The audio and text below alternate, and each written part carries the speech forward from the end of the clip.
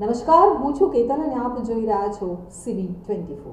વડાપ્રધાન નરેન્દ્ર મોદી 2 દિવસની ફ્રાન્સની મુલાકાત બાદ આજે બુધવારે અમેરિકા પહોંચ્યા છે। અમેરિકામાં વિમાનમાંથી નીકળતાની સાથે જ વડાપ્રધાને લોકોનું અભિવાદન કર્યું। યુએસ સંસદના ઉપલા ગૃહ સેનેટ ગઈકાલે એટલે કે બુધવારે 52ની સામે 48 મતથી રાષ્ટ્રીય ગુપ્તચર નિર્દેશક તરીકે તુલસી ગબાર્ડની નિમણૂકને સમર્થન આપ્યું હતું। 2 દિવસના અમેરિકા પ્રવાસ દરમિયાન ટ્રમ્પ સાથે મુલાકાત અને પ્રાઇવેટ ડિનરની સાથે ટેરિફ, ગેરકાયદે ઇમિગ્રન્ટ્સના મુદ્દે પણ વાતચીત થશે। આ ઉપરાંત તેઓ ઘણા ઉદ્યોગપતિઓ અને ભારતીય સમુદાયના લોકોને પણ મળશે। તો આવો જાણીએ પીએમના 36 કલાકના યુએસ પ્રવાસનું શેડ્યુલ। મીડિયા રિપોર્ટ્સ અનુસાર મોદીજીનું પ્રતિનિધિમંડળ કુલ 6 બેઠકોમાં હાજરી આપશે।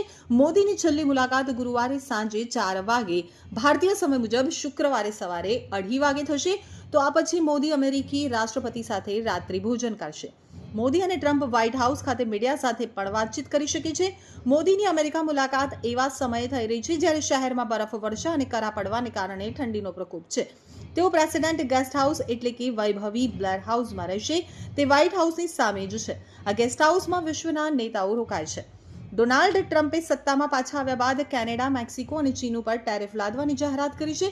જો કે બાદમાં તેમણે કેનેડા અને મેક્સિકોને 30 દિવસ માટે ટેરિફ રાહત આપી છે। ટ્રમ્પ વારંવાર ભારતના ઊંચા ટેરિફ દરોની ટીકા કરી ચૂક્યા છે। જો કે અત્યાર સુધી તેમણે ભારત ઉપર કોઈ પણ પ્રકારનો ટેરિફ લાદ્યો નથી। એવું માનવામાં આવે છે કે મોદી અને ટ્રમ્પ ટેરિફ અંગે ચર્ચા કરી શકે છે।